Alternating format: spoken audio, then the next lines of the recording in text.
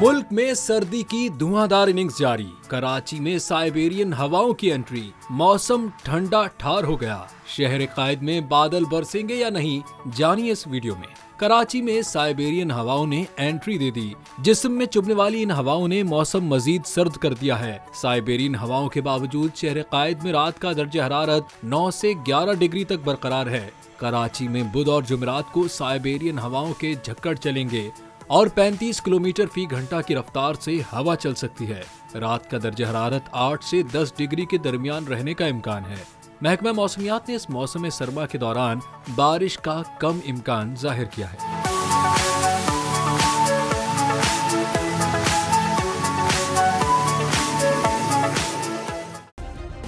Subscribe करें और bell दबाएं ताकि कोई खबर रह न जाए।